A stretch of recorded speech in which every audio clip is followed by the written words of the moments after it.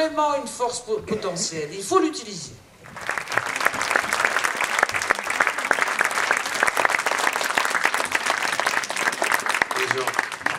Et j'en rajouterai, à partir du moment, il y a des mesures, parce qu'évidemment, le député, le conseiller général va vous répondre, mais on a déjà signé, on doit payer, c'est ce qu'on dit. Mais à ce moment-là, vous rentrez aussi dans le système légal, utilisation de l'argent public.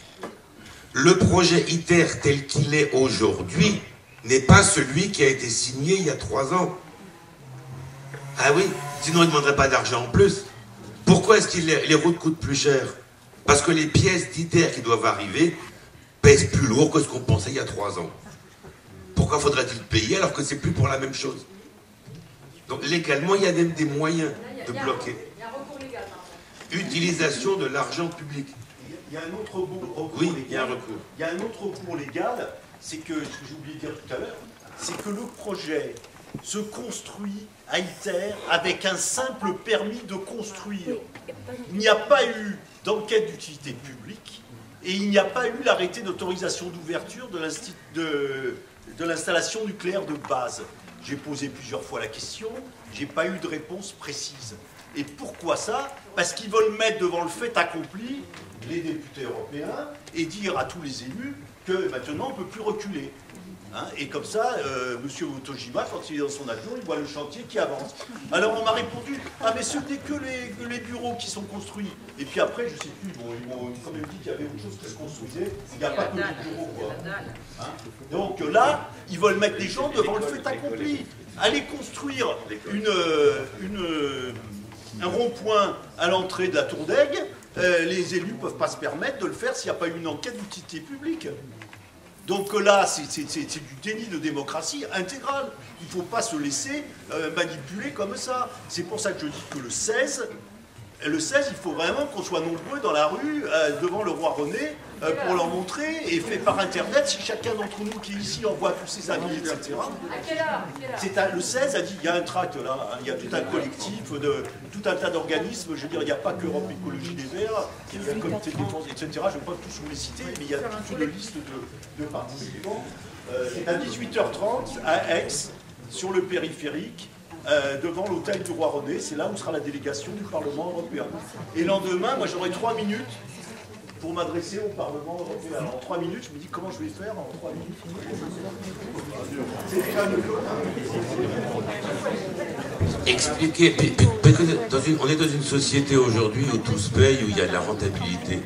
Expliquez à votre député, votre conseiller général, votre maire ou votre copain politique, où est-ce qu'on y gagne le plus? Je mets 15 milliards d'euros pour que, après en avoir mis 15 autres, 20 autres, 30 autres, peut-être en 2080, j'aurai du courant électrique. Ou je mets 15 milliards d'euros aujourd'hui pour avoir demain du courant électrique renouvelable, peut-être pas assez en 2080, mais c'est notre problème. Pendant 80 ans, je vais pouvoir faire du courant électrique renouvelable qui ne me coûtera plus rien puisqu'il sera déjà fait. Et pendant ce temps, ITER continuera à faire des recherches pour... On ne sait pas.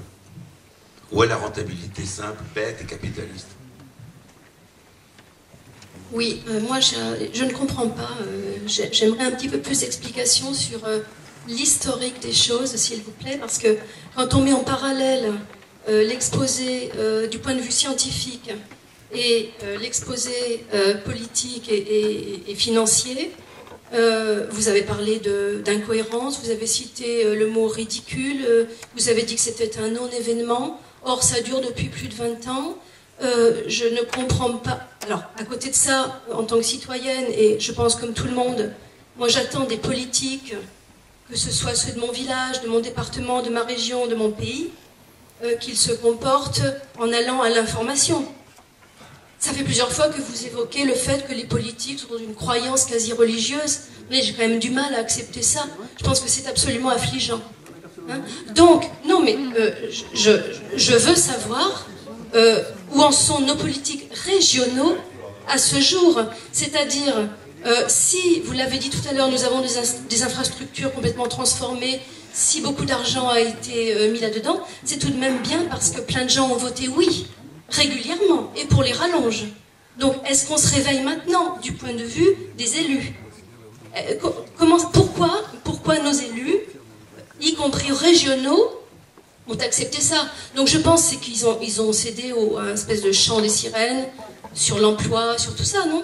Et autre chose, après je passe la parole, mais il y a eu, me semble-t-il, il y a quelques années, une promesse très très symbolique, 1 euro pour ITER, 1 euro pour les énergies renouvelables. J'aimerais savoir si les politiques régionaux, notamment ceux qui étaient opposés déjà à qu'est-ce qu'on a pu vérifier de cela? C'est-à-dire au point de vue argent, financement, qu'est-ce qui a été mis dans les énergies renouvelables?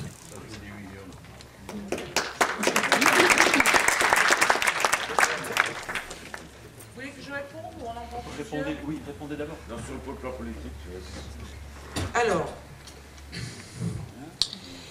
mon expérience d'élu. Vous savez, quand j'étais à l'Assemblée nationale, de 97 à 2002, et que quand j'avais créé la CRIRAD, et que j'ai vu l'état de connaissance des élus sur le nucléaire, c'était affligeant. Puisque, vous voyez comment ça fonctionne, ils délèguent à certains un domaine entier, et le parti suit la personne qui est chargée de ce dossier. C'était le cas de Bataille, vous savez, celui qui a fait la loi et qui est pro-nucléaire comme on ne peut pas imaginer, l'EDO, etc. Et tout le monde suit, personne ne connaît le dossier, sauf quelques-uns. On ne vit pas, si vous voulez, vous avez une... Remarquez, moi, à l'époque, je me disais, il y a des élus à haut niveau, ils doivent être intelligents. Eh ben non. Eh ben non. Ils suivent les lobbies, ils suivent, si vous voulez... Regardez ce qui s'est passé sur le Mediator. Je veux dire, c'est-à-dire que tout le monde n'est pas connaisseur de tout. Mais le gros souci, c'est qu'il y a des délégations dans certains domaines et les autres suivent. Et puis on a un système français qui n'est pas démocratique sur ces choix-là. On a un système, et on l'a vu dans le nucléaire. Quand est-ce que vous avez vu que nous, population, on nous demande notre avis sur le choix du tout nucléaire? Jamais. C'est une élite qui décide pour l'ensemble. On n'est pas dans la démocratie sur le nucléaire. Et sur ITER, comment c'est passé? Eh bien, on fait croire à des élus qui ne sont pas des spécialistes, on leur fait rencontrer des scientifiques qui travaillent sur ce projet. C'est des gens qui se disent, mais si c'est des scientifiques qui nous disent ça, ça doit être vrai, parce qu'ils ont la blouse blanche. Et voilà comment ça se passe. Et à tous les niveaux. Après, alors ça c'est au niveau de l'Assemblée, mais vous avez au niveau de la région, etc. Quand il y a eu les accords au niveau de la région Europe Écologie Les Verts par rapport au PS, c'est comme ça qu'on a obtenu 1 euro ITER égale 1 euro énergie renouvelable. Et ça c'est fait, c'est acté. Parce qu'on n'a pas eu le rapport de force pour dire au PS, arrêtez ITER. Si vous voulez, à un moment, donc c'est une négociation comme ça, et ça permet de développer toutes les énergies renouvelables que vous voyez en région PACA. Et c'est Annick Delay qui s'en occupe, puisqu'elle a en charge cette partie-là. Et il y a eu quand même une explosion, puisque maintenant PACA est en premier sur le nombre à la fois de cellules photovoltaïques et puis de solaire thermique. Mais c'est comme ça que ça a été négocié. Même au niveau de l'Europe, à des moments, il faut qu'on fasse des compromis. Parce que nos amendements, nous, tout seuls, ils ne passeraient jamais. Donc on essaie, vous voyez, de faire évoluer. Et qu'est-ce que c'est qui fait évoluer les choses, pour tout vous dire? C'est quand il y a un accident. C'est quand il y a des morts. Vous voyez, sur le Mediator, c'est les 500 à 2000 morts. C'est parce qu'on a des fois des lanceurs d'alerte comme Irène Frachon.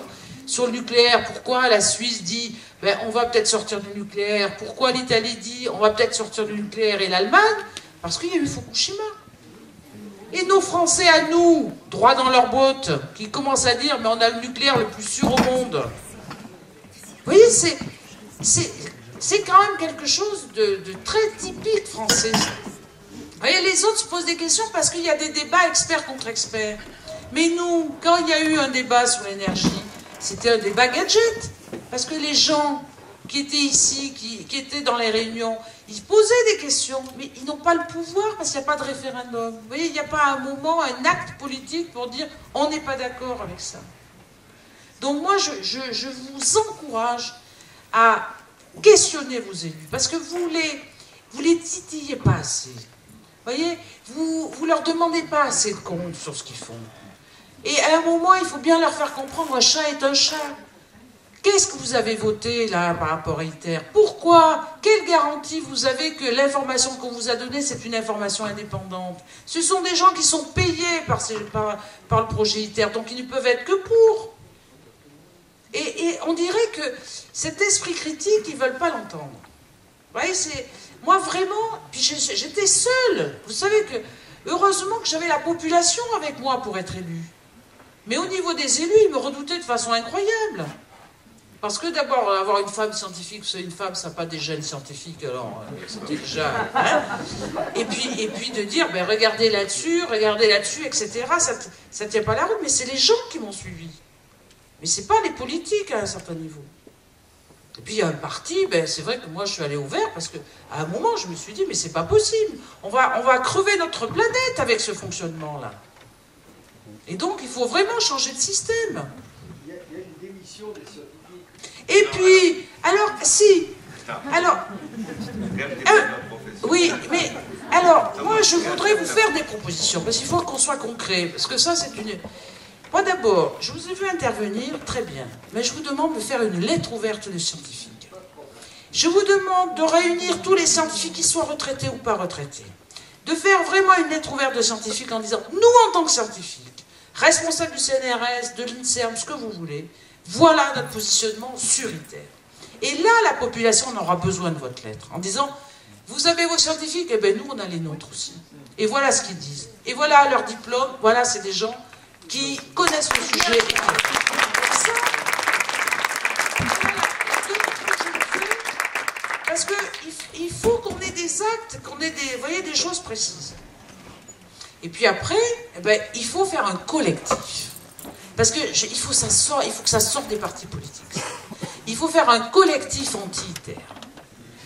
Et alors, justement, s'il existe, il faut donner l'adresse, faire en sorte à ce que les gens mobilisent.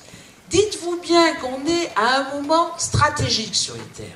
Ça flotte au niveau de l'Europe parce que les gens ne veulent pas payer. Il y a d'autres priorités, franchement, qu'ITER. Vous voyez, parce qu'il y a tellement des priorités sociales partout en Europe que quand même les gens commencent à se dire, mettre autant de milliards là-dessus, il faut peut-être mieux aider les gens qui crèvent. Donc là, on le sent sur le plan européen. Si ça bouge sur le plan national, vous voyez, par ce collectif, par cette mobilisation, comme ce qui s'est passé sur les gaz de schiste, eh bien ça fera reculer le gouvernement. Si vous ne vous mobilisez pas, ça ne sera pas demain. Demain, c'est trop tard. Et les arguments scientifiques sont redoutables. Oui, mais sache que même avec des arguments scientifiques, quand les gens ne veulent pas entendre, ça fait partie du lot, ça fait partie d'un argumentaire dont on a besoin. Non mais Jean-Pierre, ça c'est vrai.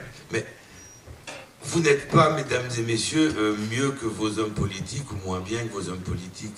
Quand vous avez quelqu'un qui est bardé de diplôme, qui a le titre, l'auréole, où on écrit scientifique dessus, et qui est patenté avec un tampon scientifique, qui vient vous dire ce que vous espérez entendre, il est vrai. Et un autre scientifique qui vous dira le contraire, il sera un menteur. Or, attends. Or, comme il se trouve qu'on explique, enfin, des scientifiques expliquent gentiment à nos politiques que c'est extrêmement compliqué tout ça. Vous ne pouvez pas comprendre. Je ne sais pas si vous avez compris ce que c'est que la fusion en 5 minutes, mais si vous l'avez compris, moi j'ai mis des années à le comprendre parce que je suis docteur en physique. Mais par contre, on ne s'est jamais trompé les scientifiques, bon sang. On n'a jamais raté nos trucs. Donc si on vous dit que ça va marcher et qu'il n'y a pas de problème, en plus, vous avez la chance qu'on le mette chez vous à Cadarache, dans votre département. Vous serez à l'origine de ce succès mondial. Mais c'est évident qu'on va dire oui. Par contre, expliquez à vos élus que ITER est le premier projet scientifique que je connaisse qui n'est jamais passé par l'aval des scientifiques. Pourquoi il ne se fait pas aux États-Unis, ITER, entre autres?